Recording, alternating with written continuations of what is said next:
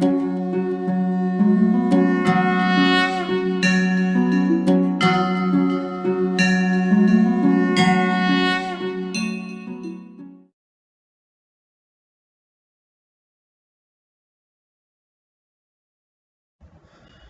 Morning વિદ્યાર્થી મિત્રો.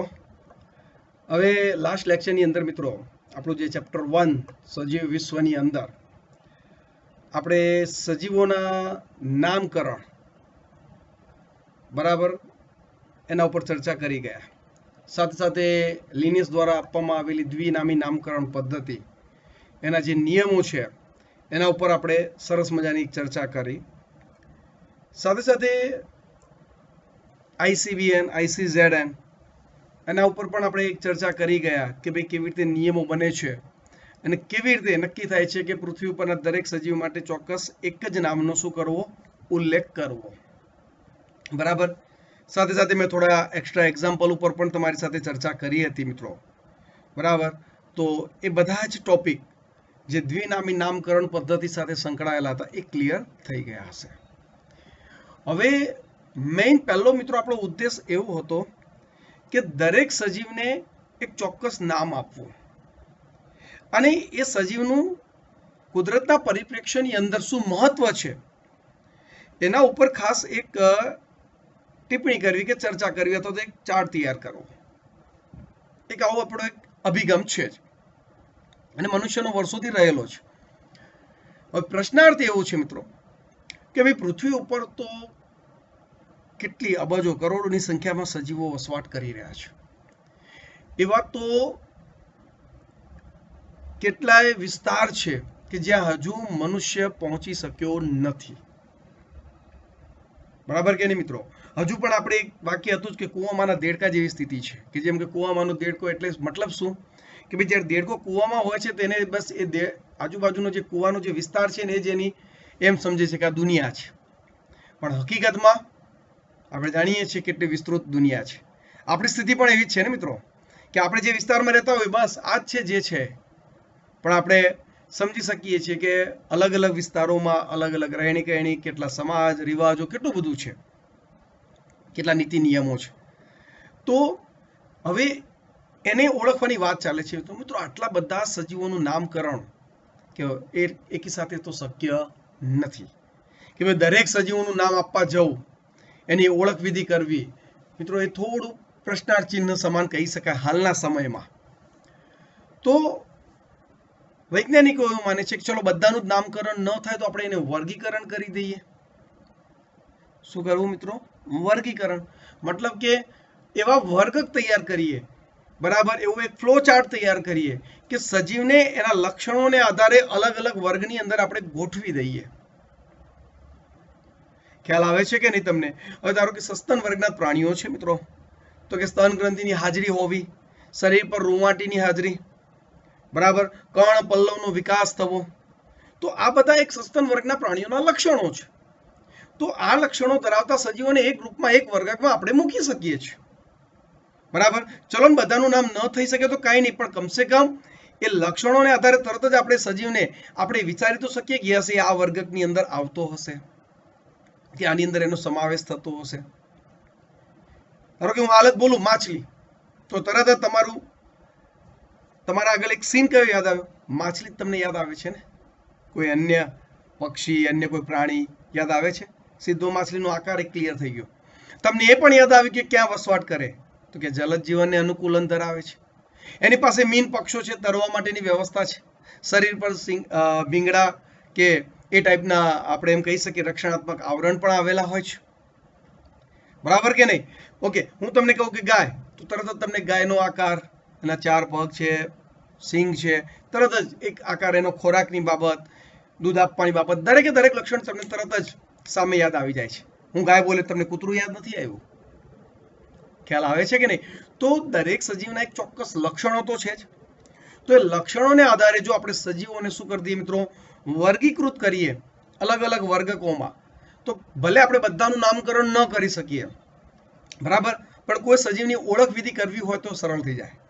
બરાબર કે નહીં? હવે આખો એક વર્ગીકરણ ફ્લો ચાર્ટ તૈયાર કરી દીધો હોય, દરેક વર્ગના એક લક્ષણો ચોક્કસ આપી દીધા હોય, અને તમે કોઈ જંગલની અંદર અભ્યાસ કરવા ગયા, કોઈ દરિયાની અંદર અભ્યાસ કરવા ગયા, બરાબર, કોઈ પણ જગ્યાએ, અને કોઈ સજીવ કે જે તમે ઓળખતા જ નથી પણ તમે એને જુઓ છો, તેના લક્ષણના આધારે તમે વિચારી શકો હા એનો પેલા વર્ગકની અંદર શું થાય, સમાવેશ થાય છે, કારણ કે એના લક્ષણો એને મેચ થઈ રહ્યા છે.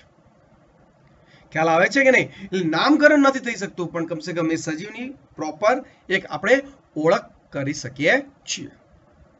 ચલો, ક્લિયર છે મિત્રો? ખ્યાલ આવી ગયો? તો અહીંયા આખી વાક્ય રચના મિત્રો એક પેરેગ્રાફ સ્વરૂપે તમને આપ્યું છે. રેડી? તો એના વિશે આપણે ચર્ચા કરવાની છે. અચ્છા મિત્રો, એક સૂચના છે તમને બધાને કે જ્યારે પણ તમે એલટી કે મતલબ લેક્ચર ટેસ્ટ કે ડીટી ડેલી ટેસ્ટ લખતા હોવ તો તમને આખો એક પેરેગ્રાફ દેખાતો હોય છે, બરાબર? તો એનો મતલબ નહીં કે એવું નહીં કે મિત્રો જે તમે 8મા 9મા કે 10માની અંદર જેમ કે નિબંધ કે એ રીતે લખતા હોય એ રીતે જ એને લખવું નહીં મિત્રો. જે માગ્યું હોય અને એને પ્રોપર મુદ્દા પાડીને જ લખવાના હોય છે. દરેક કે બે લાઈને નવો મુદ્દો તૈયાર થઈ જવો જોઈએ જ. એવું નહીં કે અહીંયા બધા જથી શરૂ કરીને ચેક નીચે આપણે જે વાક્ય પૂર્ણ થતું હોય ત્યાં પૂર્ણ કરી દઈએ, કોઈ ફકરામાં બધું સેટ કરી દઈએ, એ રીતે નહીં, બરાબર? સાયન્સની અંદર થોડું સિસ્ટમથી ચાલે છે કામ, બરાબર? મુદ્દા વાઇઝ તમારે લખવાનું રહેશે અને ખાસ માગ્યા મુજબ લખવાનું રહેશે. શું મિત્રો? માગ્યા મુજબ મતલબ જેટલું માગ્યું હોય એ પ્રમાણેનું જ વર્ણન, બરાબર? નહીં તો બોર્ડની અંદર 100% તમારો સમય ખૂટી શકે છે, કારણ કે સાયન્સની અંદર એક પ્રોપર ચેનલ થ્રુ જ તમારે લખવાનું હોય, બરાબર? એટલે જેટલું વર્ણન કરવાનું કીધું હોય, જેમ કે લાસ્ટ ટોપિક હતો આપણો, મેં આખો લગભગ 1.5 પેજનો ટોપિક હતો ને, પણ હું તમને કહું દ્વિનામી નામકરણ પદ્ધતિ મુદ્દાઓ સાથે વર્ણવ, તો એના પેલા જે 4 મુદ્દાઓ છે એ જ લખવાનું છે, કયા વૈજ્ઞાનિકે આપ્યું એ જ લખવાનું છે, અને એકાદ બે એક્ઝામ્પલ આપી તો વાત પૂરી થઈ ગઈ. આખા પેરેગ્રાફ લખવાની કોઈ જરૂર નથી. આ વસ્તુ ઉપર ખાસ ધ્યાન આપજો મિત્રો. ચલો, ક્લિયર છે?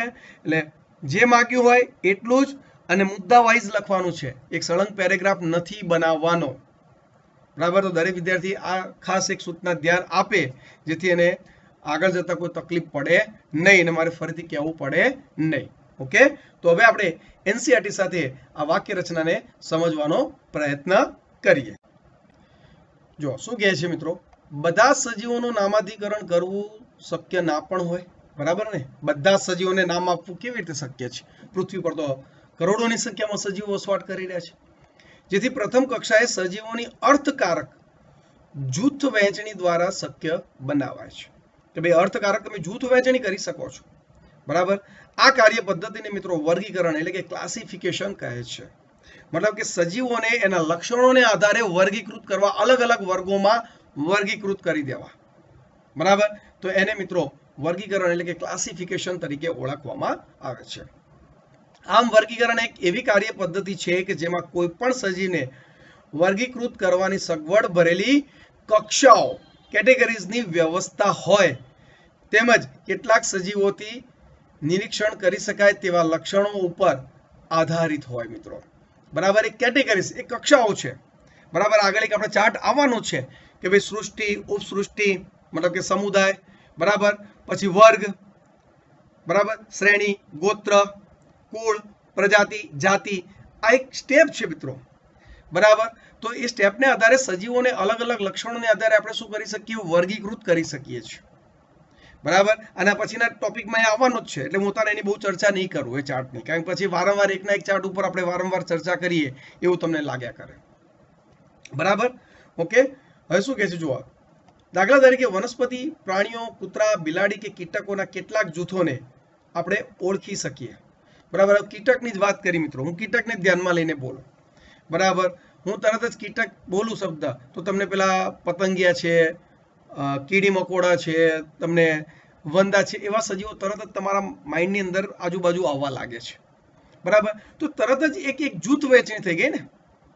તમે એવું કોઈ સજીવ જોશો એટલે યસ આ કીટક આવે, બરાબર? એમાં આ રીતે ઉપાંગો હોય, બરાબર? સાંધાવાળા ઉપાંગો હોય, બરાબર? એ સંધિપાત સમુદાયનું પ્રાણી છે, બરાબર? એવું આપણે આગળ ભણવાના છીએ.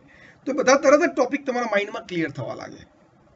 મતલબ વર્ગકને આધારે દરેક વર્ગકને એક ચોક્કસ લક્ષણ આપી દીધા હોય અને પછી આપણે સજીવને જોઈએ તો તરત જ એમાં વહેંચી દઈએ. આપણે પક્ષીની જ વાત કરો, એક જોડ પાંખ, એક જોડ ઉપાંગ, તરત જ તમે એ પ્રમાણે ઉડી શકે એને લક્ષણ છે, તરત જ કહેશો એ તો પક્ષીમાં આવે છે, વિહગમાં આવે છે, બરાબર કે નહીં? ઓકે, આગળ આવા જૂથ શબ્દનું પ્રયોજન કરતાની સાથે જ આપણે તે જૂથના ચોક્કસ લક્ષણો સાથે શું થાય મિત્રો, જોડાઈ જઈએ છીએ, બરાબર કે નહીં? કૂતરા વિશે વિચારતા હોઈએ ત્યારે આપણી સમક્ષ તેની કૂતરા જેવી જ છતી થાય છે, બિલાડીની નહીં. કૂતરાને વિચારતા હોઈએ મિત્રો તો કૂતરાની જ છબી આપણી સમક્ષ આવતી હોય છે, બીજા કોઈ પ્રાણીની આવતી નથી. હવે જો આપણે આલ્સેશિયન વિશે વિચારતા હોઈએ તો આપણે જાણીએ છીએ કે આપણે કોના વિશે વાત કરીએ છીએ મિત્રો. આલ્સેશિયન એટલે કૂતરાની એક જાતિ જ છે, બરાબર?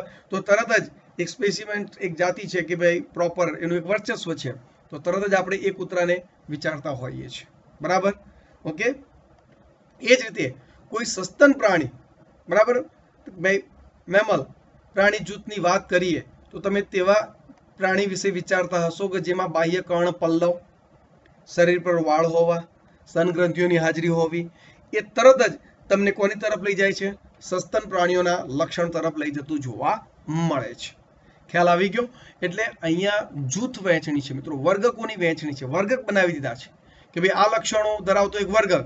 હવે એ ટાઈપના જેટલા પણ લક્ષણ ધરાવતા સજીવો હોય એ બધા એક ગ્રુપમાં મૂક્યા જવાના. ખ્યાલ આવી ગયો?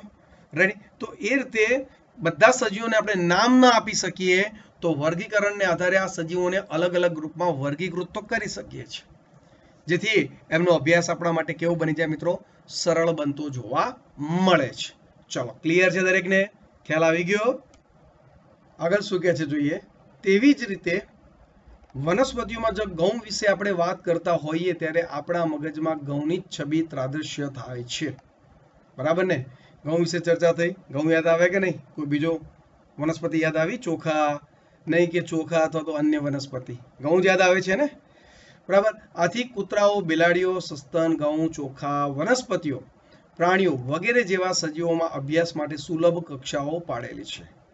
મતલબ કક્ષાઓ એટલે એક પ્રકારના વર્ગકો, બરાબર, કે જેની અંદર ચોક્કસ લક્ષણોને આધારે એ સજીવોને એ ગ્રુપમાં આપણે શું કરી દીધા છે? મૂકી દીધા છે. હવે હું હાલ ધાન્ય કહીશ તો તરત જ તમને ઘઉં, ચોખા બધું યાદ આવશે. કેમ? કે ધાન્ય ફળ છે, અનાજ તરીકે આપણે એને ઓળખીએ છીએ, તો તરત જ તમે એ ગ્રુપની બધી જ વનસ્પતિઓ યાદ આવે. ખ્યાલ આવે છે કે નહીં? બરાબર. તમે એમાં લીમડો કે આંબો યાદ આવતો નથી. ઓકે, તો એના જેવું છે મિત્રો. આ કક્ષાઓ માટે વૈજ્ઞાનિક શબ્દ પ્રયોજન તરીકે વર્ગકો એટલે કે ટેક્સા શબ્દ વપરાય છે મિત્રો. ખાસ મેં તમને કહીને કહેતો આવ્યો છું, વર્ગક વર્ગક વર્ગક, બરાબર. અલગ અલગ લક્ષણોને આધારે અલગ અલગ વર્ગકોનું નિર્માણ કરેલું છે. ખ્યાલ આવે છે કે નહીં? આમ વર્ગક એ જુદી જુદી કક્ષાઓનું નિદર્શન કરે છે અને વનસ્પતિઓ પણ એક વર્ગક બને છે. દરેક સજીવનો વર્ગક બનતો હોય છે. ઘઉં પણ એક શું છે? વર્ગક છે. એ જ રીતે પ્રાણીઓ, સસ્તનો, કૂતરાઓ બધા જ વર્ગકના સ્વરૂપો છે, બરાબર. દરેકે દરેક સજીવ કોઈ ચોક્કસ વર્ગકની અંદર એનો સમાવેશ કરી શકાય છે. પરંતુ તમે જાણો છો કે કૂતરો કે સસ્તન, કૂતરા એ સસ્તન એટલે કે સ્તનધારી છે અને સસ્તન એ બધા જ પ્રાણીઓ છે, બરાબર. આથી પ્રાણીઓ, સસ્તન અને કૂતરાઓ જુદા જુદા સ્તરે વિવિધ વર્ગક તરીકે રજૂ થાય છે.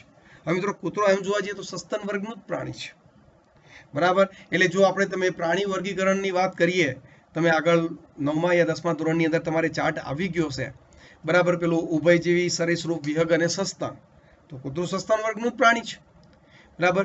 એમ કરું પણ એની અંદર પણ આગળ પાછું વર્ગીકૃત થાય છે. સસ્તન એક વર્ગ છે, વર્ગની અંદર પણ મિત્રો આગળ કુળ આવે, પ્રજાતિ આવે, જાતિ આવે, કેટલા સ્ટેપ છે મિત્રો. તો એની અંદર બધા જ સજીવો એકબીજાથી શું થાય? વહેંચાઈ જતા હોય છે પોતાના લક્ષણોને આધારે. ખ્યાલ આવી ગયો દરેકને? ચલો, ક્લિયર? ઓકે. આમ લાક્ષણિકતાઓને આધારે બધા સજીવોને વિવિધ વર્ગકોમાં વર્ગીકૃત કરી શકાય. લાક્ષણિકતાઓને આધારે મતલબ કે એના લક્ષણોને આધારે વિવિધ વર્ગકોમાં વર્ગીકૃત કરવાની આ પ્રક્રિયાને શું કહે છે મિત્રો? વર્ગીકરણ કહે છે. અને વર્ગીકરણ પદ્ધતિના અભ્યાસને મિત્રો વર્ગીકરણ વિદ્યા, ટેક્સોનોમી કહે છે. મતલબ સજીવોને જે આપણે વર્ગીકૃત કરીએ છીએ, તમે આગળ વનસ્પતિ વર્ગીકરણ અભ્યાસ કરી ગયા છો મિત્રો. એકાંગી, દ્વિઅંગી, ત્રિઅંગી, અનાવૃત બીજધારી અને આવૃત બીજધારી, યાદ છે કે નહીં મિત્રો? તો એ શું કર્યું કહેવાય? વર્ગીકૃત કર્યા. સજીવોને, વનસ્પતિઓને એના લક્ષણોને આધારે શું કરી? વર્ગીકૃત કરી. પ્રાણીઓમાં પણ તમે વર્ગીકરણ જોઈ ગયા છો. મૃદુકાય, સ્થૂળ ત્વચી, મેરુદંડી, યાદ આવે છે કે નહીં મિત્રો? તો એ પણ એક પ્રકારનું શું કહેવાય? વર્ગીકરણ જ છે. બરાબર. દરેક સજીવોને અલગ અલગ લક્ષણોને આધારે અલગ અલગ કક્ષાઓમાં શું કરી દીધા? આપણે વર્ગીકૃત કરી દીધા છે. બરાબર. સજીવોની કોષની રચનાની સાથે સાથે બાહ્ય અને આંતરિક રચના સાથે સાથે વિકાસ પ્રક્રિયા અને પરિસ્થિતિકીય જાણકારી આવશ્યક છે. બરાબર કે નહીં? અને તેને આધુનિક વર્ગીકરણના અભ્યાસનો આધાર બને છે. મિત્રો જેમ જેમ વર્ગીકરણ પદ્ધતિઓ આપણે તો ચેપ્ટર 2 ભણી ગયા છીએ મિત્રો. બરાબર. તો ચેપ્ટર 2 ની અંદર મેં પણ ચર્ચા આપણે આગળ કરી જ ગયા ને, ત્રિક્ષેત્રીય વર્ગીકરણ, બરાબર, 5 ટેકરની વર્ગીકરણ પદ્ધતિ, બરાબર, સાથે સાથે દ્વિનામી નામકરણ મતલબ કે દ્વિસૃષ્ટિ વર્ગીકરણ પદ્ધતિ, બરાબર. તો અલગ અલગ વર્ગીકરણ પદ્ધતિઓ ને કીધું જેમ જેમ અદ્યતન ટેકનોલોજી આવતી ગઈ તેમ તેમ વધારે સારી વર્ગીકરણ પદ્ધતિઓ આવતી ગઈ છે. બરાબર. તેથી લક્ષણીકરણ મતલબ કે કેરેક્ટરાઇઝેશન, ઓળખવિધિ મતલબ કે આઇડેન્ટિફિકેશન, વર્ગીકરણ એટલે કે ક્લાસિફિકેશન અને નામકરણ નોમેનક્લેચર એ વર્ગીકરણ વિદ્યાના અભ્યાસ માટેની મૂળભૂત શું છે મિત્રો? પ્રક્રિયાઓ છે. બરાબર ને મિત્રો?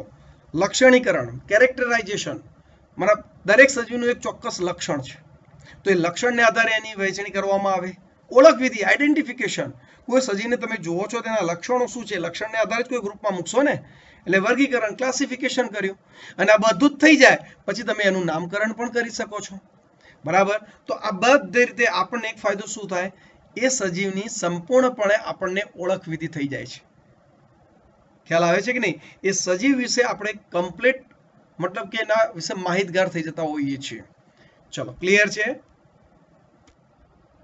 આગળ મુદ્દો શું કહે છે? જો વર્ગીકરણ કોઈ નવી બાબત નથી મિત્રો, સમજવા જેવો પોઈન્ટ છે. વર્ગીકરણ કોઈ નવી બાબત નથી, વર્ષોથી ચાલી આવી છે મિત્રો. પહેલા આપણે વર્ગીકરણ આપણા જે પૂર્વજો હતા એ કેવું કરતા, મતલબ કે જે આદિમાનવથી માનવ થયા તે સમય દરમિયાન વાત કરીએ તો ખોરાક, પહેરવા, ઓઢવા, આશ્રય, રહેવાની બાબત, આ ટાઈપનું એમનું વર્ગીકરણ હતું. બરાબર. પછી જેમ જેમ આપણે વિકસિત થતા ગયા તેમ આપણી વર્ગીકરણ પદ્ધતિ પણ બદલાતી ગઈ. મિત્રો તમે પણ તમારા જીવનમાં વર્ગીકરણ કરો છો. શું વાત કરો સાહેબ, કેવી રીતે? બરાબર. તો તમે મિત્રો અત્યારે જ હાલ તમે જે ટોપિક ભણો છો, કેમિસ્ટ્રી, ફિઝિક્સ, બાયોલોજી, બરાબર, તો દરેકના બુક્સ એ પ્રમાણે ગોઠવો છો કે નહીં? બાયોલોજી તો કે એની નોટ્સ, એની એક્ઝામ માટેની વ્યવસ્થા, તો એનું એક થપ્પી મારી દઈએ છીએ. બરાબર. ફિઝિક્સ તો કે એનું, કેમિસ્ટ્રી તો કે એની ગોઠવણી. તો એક શું છે? વર્ગીકરણ છે મિત્રો. ખ્યાલ આવે છે કે નહીં? તમારા નવા કપડાં, જૂના કપડાં, ઘરમાં પહેરવાના, બહાર પહેરવાના, શું છે આ? એની ગોઠવણી, એક વર્ગીકરણ છે. બરાબર. તમારી મમ્મી પણ વર્ગીકરણ કરે છે. કેવી રીતે? તો કે મમ્મી વર્ગીકરણ કેવી રીતે કરે? તો તમે જુઓ એના કિચનની અંદર દરેક ચા બનાવવાના વેસલ્સથી માંડીને રાંધવાના વાસણથી લઈને બધા જ અલગ અલગ એક વર્ગીકરણ, એક અલગ અલગ ખાનાઓમાં શું કરેલી છે? ગોઠવણી કરેલી છે. તમે ખાલી એક ટ્રાય કરજો મિત્રો. ચાના વાસણ ઉઠાવીને પેલામાં મૂકી દેજો અને પેલાના ત્યાં મૂકી દેજો. સાંભળવા માટે તૈયાર રહેજો. ખ્યાલ આવે છે કે નહીં? કેમ કે કોઈને પણ પોતાના વર્ગીકરણમાં દખલઅંદાજી ગમતી નથી મિત્રો. બરાબર. ખાસ કરીને પોતાના ઉપયોગ માટે માણસ જાત હંમેશા વિવિધ પ્રકારના સજીવો વિશે જાણવામાં વધુ ને વધુ રસ દાખવે છે. બરાબર. શરૂઆતના દિવસોમાં માનવી તેને પાયાની જરૂરિયાત જેવી કે ખોરાક, પહેરવા, ઓઢવા, આશ્રયના સ્ત્રોત શોધતો હતો. જેથી શરૂઆતનું વર્ગીકરણ વિવિધ સજીવોની ઉપયોગિતા આધારિત હતું. સજીવોની કેવી ઉપયોગિતા છે એના આધારે હતું. બરાબર. પણ જેમ જેમ આપણે ડેવલપ થતા ગયા તેમ તેમ આપણને દરેક સજીવોમાં ઇન્ટરેસ્ટ પડતો ગયો. સજીવોના લક્ષણોમાં આપણને ઇન્ટરેસ્ટ પડતો ગયો. બધા સજીવો કેમ એકબીજા સાથે કેવી રીતે જોડાયેલા છે, ઉદ વિકાસ કેવી રીતે થયો એમાં આપણને ઇન્ટરેસ્ટ પડતો ગયો. તેમ વધારેમાં વધારે આપણે વિકસિત વર્ગીકરણ પદ્ધતિઓ આપતા ગયા. છેલ્લે 5 સૃષ્ટિ વર્ગીકરણ પદ્ધતિ આવી ગઈ. બરાબર. તો કે એની અંદર બી આપણે પેલા મોનેરા, પ્રોટિસ્ટા, ફૂગ, વનસ્પતિ સૃષ્ટિ અને પ્રાણી સૃષ્ટિ બધાને વર્ગીકૃત કરી દીધા. આદિકોષ કેન્દ્રી, પછી એક કોષી સુકોષ કેન્દ્રી, પછી વિઘટકો તરીકે ફૂગ, પછી બહુકોષી સુકોષ કેન્દ્રી સજીવો, વનસ્પતિ સૃષ્ટિ અને પ્રાણી સૃષ્ટિ. તો એક પ્રકારે વહેંચણી થઈ ગઈ. બરાબર. મતલબ જેમ જેમ ટેકનોલોજી આવે તેમ તેમ મિત્રો આંકડાકીય વર્ગીકરણ પદ્ધતિ વર્ષો પહેલા એ પણ એક પ્રોબ્લેમ હતો. આજે આંકડાકીય આપણી પાસે સેટેલાઇટ છે. આજે આંકડાકીય વર્ગીકરણ સરળતાથી કરી શકીએ કે ભાઈ એશિયાઈ જંગલોની અંદર સિંહની સંખ્યા કેટલી છે, વાઘની સંખ્યા કેટલી છે, કયા પ્રાણીની સંખ્યા કેટલી છે, બરાબર, એ સરળતાથી આપણે જાણી શકીએ છીએ. શું આ વર્ષો પહેલા આંકડાકીય વર્ગીકરણ શક્ય હતું? ના, ટેકનોલોજી મિત્રો. ખ્યાલ આવી ગયો? આગળ. ત્યાર પછી માનવી માત્ર સજીવોના જુદા જુદા પ્રકારો અને વિવિધતા વિશે ખૂબ જ જાણવામાં રસ દાખવતો નહોતો શરૂઆતમાં, પરંતુ તેની વચ્ચે સંબંધો કેળવવા લાગ્યો. આ પ્રકારના અભ્યાસની શાખા પદ્ધતિસરનું વિજ્ઞાન, બરાબર, સિસ્ટેમેટિક્સ તરીકે ઉલ્લેખાતી હતી. સિસ્ટેમેટિક શબ્દ એ લેટિન શબ્દ સિસ્ટેમા શબ્દમાંથી ઉતરી આવ્યો છે મિત્રો, ખાસ યાદ રાખજો, અને જેનો અર્થ સજીવોની પદ્ધતિસરની શું ગોઠવણીનો છે, બરાબર. લિનિયસે તેના પ્રકાશના શીર્ષક તરીકે પ્રકાશનનું શીર્ષક મિત્રો એની બુક જે સિસ્ટેમા નેચર શબ્દ પ્રયોજન કર્યું હતું. પછી જેમ જેમ પદ્ધતિસર સિસ્ટેમેટિક્સ ના વિજ્ઞાનનો વ્યાપક વધતો ગયો તેમ તેમ ઓળખવિધિ, નામકરણ, વર્ગીકરણનો તેનો સમાવેશ થતો ગયો, બરાબર. પદ્ધતિસરનું વિજ્ઞાન એ સજીવો વચ્ચેના ઉત્વિકાસીય સંબંધો અહેવાલ પણ ધ્યાનમાં લેવામાં આવે છે, બરાબર. એટલે જેમ જેમ આપણે એમ કહી શકીએ કે વર્ગીકરણ વિશે, મતલબ કે જે લિનિયસ છે, બરાબર, જે વખતેના ખાસ જે વૈજ્ઞાનિકો હતા, બરાબર, કે સજીવોની ઓળખવિધિ કરવામાં ઇન્ટરેસ્ટેડ હતા, કુદરતના પરિપ્રેક્ષ્યની અંદર સજીવનું મહત્વ શું છે, તો એ એમનું જે સિસ્ટેમા નેચર એમનું જે શીર્ષક જે એમનું પ્રકાશન હતું, બરાબર, એમની અંદર આખું એક વર્ગીકરણની એક રજૂઆત થઈ કે ભાઈ સજીવોને એમના લક્ષણોને આધારે આ રીતે વર્ગીકૃત કરી શકાય છે. ઉદ્વિકાસકીય સંબંધો મિત્રો, ઉદ્વિકાસ એટલે સરળમાંથી જટિલ, એક કોષીમાંથી બહુકોષી, આદિકોષ કેન્દ્રીમાંથી સુકોષ કેન્દ્રી કોષનું નિર્માણ થવું, તો એ શું ઘટના છે મિત્રો? ઉદ્વિકાસ છે. ખ્યાલ આવે છે કે નહીં? તો બધું જ મિત્રો એક પ્રકારે આપણે એમ કહી શકીએ કે વર્ગીકરણ સાથે સંકળાયેલી આ બધી જ માહિતી કહી શકાય છે, બરાબર. હવે મિત્રો આજે જે આપણે આખો ટોપિક ચર્ચા કરી મિત્રો, તમે એક સળંગ એક પેરેગ્રાફ જેવું જ છે, મતલબ પેરેગ્રાફ અંદર 1, 2, 3 છે, પરંતુ નોર્મલી એક સિમ્પલ માહિતી સ્વરૂપ છે. આમાં સમજવા જેવું બહુ ખાસ છે નહીં, મતલબ કે એવો કોઈ ટોપિક નથી કે એટલો ડીપમાં કે આપણે હું તમને વધારે લઈ જઈ શકું. ફક્ત એટલું જ આમાં મેઇન તો યાદ રાખવાનું છે કે ભાઈ દરેક સજીવોનું નામકરણ ન કરી શકીએ તો કાંઈ નહીં, સજીવોને એના લક્ષણોને આધારે આપણે અલગ અલગ વર્ગમાં શું કરવાના? વર્ગીકૃત કરી દેવાના છે. તો એના પછીનો આપણો ટોપિક વર્ગીકૃત કક્ષાઓ, ટેક્સોનોમિક કેટેગરીઝ, એના ઉપર જ આપણે આખું ચર્ચા કરવાની છે. એટલે આનો મેઇન ટોપિક તો એના પછીનો જ છે, બરાબર. હવે આજે જે આ ટોપિક ચાલ્યો મિત્રો, સળંગ આખો એક પેરેગ્રાફ જેવું જ કહી શકાય. તમે એક પેરેગ્રાફ સ્વરૂપે લખી દો તો યોગ્ય કહેવાય નહીં, બરાબર. ઓકે, આની અંદર બહુ એટલું ખાસ એવું છે નહીં, પરંતુ તમને પ્રોપર જે વર્ણન કરવાનું કીધું હોય તમારે એ પ્રમાણે જ અને આવી રીતે પેરેગ્રાફ પાડતા લખવાનું હોય છે મિત્રો. દર 2 લાઈને એક નવો પેરેગ્રાફ બનવો જોઈએ, બરાબર. અને આપણી એક સિસ્ટમ પ્રોપર બનવી જ જોઈએ જેથી તમારા સાયન્સની અંદર બોર્ડની અંદર પણ સારા માર્ક્સ કવર થઈ શકે, જે 11માંથી જ આપણે ટેવ પાડવાની છે. ચલો, ક્લિયર થઈ ગયું મિત્રો અહીંયા સુધી? ઓકે. જો મિત્રો અહીંયા જે એક ચાર્ટ જે આગળના પેજ ઉપર છે જ, પણ અહીંયા હાલ ચર્ચા કરી લો. આ વર્ગીકરણની કક્ષાઓ છે મિત્રો. આપણે કહીએ સૃષ્ટિ, વનસ્પતિ સૃષ્ટિ કે પ્રાણી સૃષ્ટિ, એટલે બધા જ વનસ્પતિ કે બધી જ પ્રાણીઓ અંદર આવી ગયા, બરાબર. એક સૃષ્ટિની અંદર ઘણા બધા સમુદાય હોય, એક સમુદાયની અંદર ઘણા બધા વર્ગ હોય, એક વર્ગની અંદર સમજો મિત્રો, સમુદાયની અંદર ધારો કે 10 વર્ગ છે, તો એક વર્ગમાં 10 ગોત્ર છે, એક ગોત્રમાં 10 કુળ છે, એક કુળમાં 10 પ્રજાતિ છે, અને એક પ્રજાતિમાં એક કરતા વધારે જાતિઓ છે. ખ્યાલ આવે છે કે નહીં મિત્રો? એટલે આ તમને જે આ ચરણ સ્ટેપ દેખાય છે ને, જાતિ, પ્રજાતિ, કુળ, ગોત્ર, વર્ગ, સમુદાય, સૃષ્ટિ, બરાબર. આ કોઈ એક ચરણમાં નથી, આ ઘણા બધા ચરણ સ્ટેપ બાય સ્ટેપ વર્ગીકૃત કરેલા છે, બરાબર. તો આના જ આ ટોપિક આપણો મુખ્ય છે, જે નેક્સ્ટ લેક્ચરની અંદર મતલબ કે આવતા લેક્ચરની અંદર આપણે ચર્ચા કરીશું, બરાબર. તો આજે તો ફક્ત ને ફક્ત આપણે વર્ગીકરણ માટેની કેમ સજીવોનું વર્ગીકરણ કરવું જોઈએ, કારણ કે બધાનું નામકરણ શક્ય નથી, એ મુદ્દા ઉપર આપણે ચર્ચા કરી, બરાબર. અને ખાસ દરેક વિદ્યાર્થી એલટી કે ડીટી જે ગણો તે લખો ત્યારે પરફેક્ટ મુદ્દાઓ પાડી વ્યવસ્થિત લખવાનું છે મિત્રો. ખ્યાલ આવી ગયો ને? તો બોર્ડની અંદર એટલા માર્ક્સ તમે સારા કવર કરી શકશો નહીં, અને દરેકે દરેક મુખ્ય પોઈન્ટ અંદર આવી જવા જોઈએ. પછી વાર્તાની માફક સરળ ભાષામાં તમે લખી રાખો ને બુક સાથે મેચ પણ ન થાય એવું સાવ તદ્દન ચાલશે નહીં. હા, મૌલિકતા હોવી જોઈએ, પણ બુકના વર્ડ પણ અંદર આવવા જોઈએ. ચલો, ક્લિયર છે મિત્રો? બરાબર. તો આજના ટોપિકમાં બહુ એટલું ખાસ હતું નહીં, પરંતુ જે પણ ચર્ચા કરી છે એ દરેક વિદ્યાર્થીઓને સમજ પડી ગઈ હશે. Okay, good.